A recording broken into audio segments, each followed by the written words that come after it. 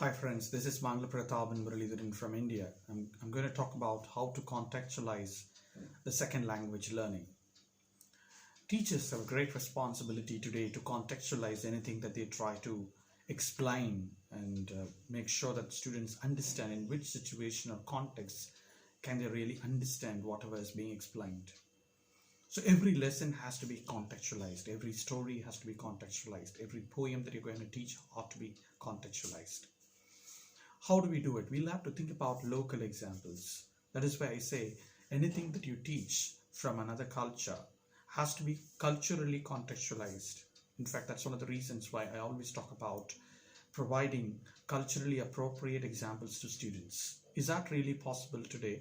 Yes, it is possible. We have a large number of novels, novellas, short stories available in our own language. So with translations of these also available in English. And also we have several English writers in our country, in our culture, in our society. So every society has to make sure that the teachers ought to really think about culturally sensitive examples. Because when we teach literature, we should remember we are trying to explain a literary text of another culture. So the teacher should have some awareness of how to really create a cross-cultural awareness among our learners to ensure that learning takes place quite easily.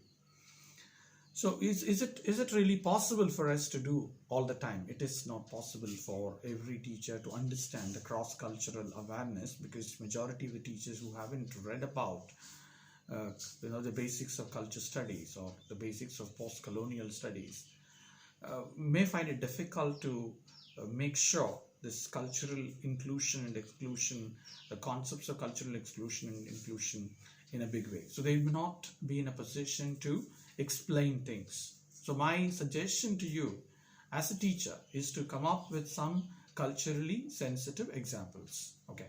So what else can you do as a teacher? You are a curriculum creator, or rather you are a curriculum designer.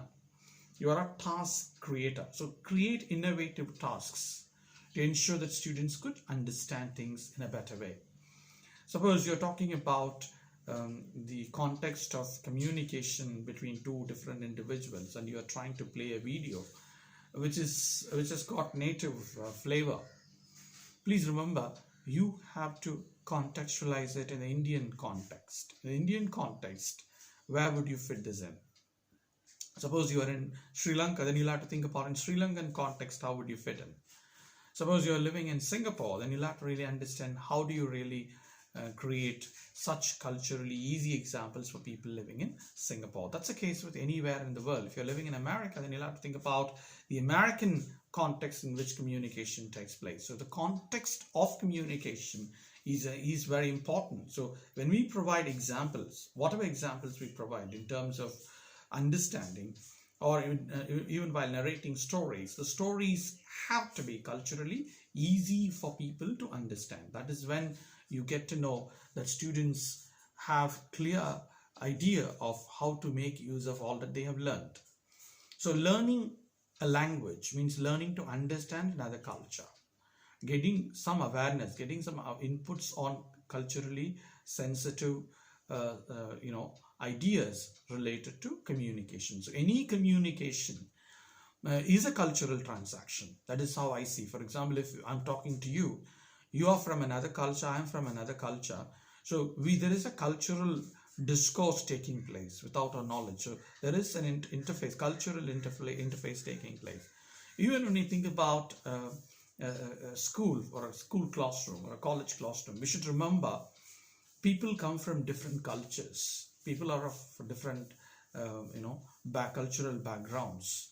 So we will have to ensure there is a harmonious blending of all the cultures. There's a cultural harmony existing in the classroom when we provide any example. So we'll have to think about the local literary examples, local folk tales, Zen stories, etc., to make sure that students understand these how to contextualize whatever they learn, or teachers have to really get to know how to contextualize what do they teach. So these are basic things that I think which we have to promote at the school and college level to make sure the teachers reach out to students and enhance their understanding of the second language education, help them to communicate effectively with the help of these local examples.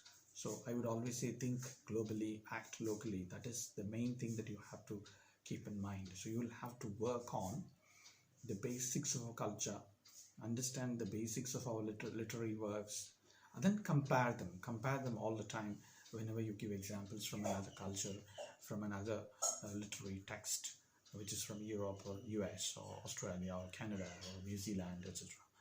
So it doesn't matter wherever it is. Even if you're going to talk about a story from China, Chinese literature, what matters to you is how do you contextualize it in Indian context.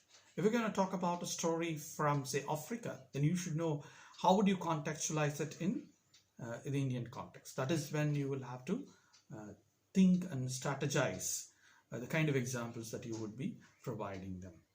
So friends, with that I stop this video. Maybe next video I'll try to give you more tips on how to contextualize learning teaching process in a better way.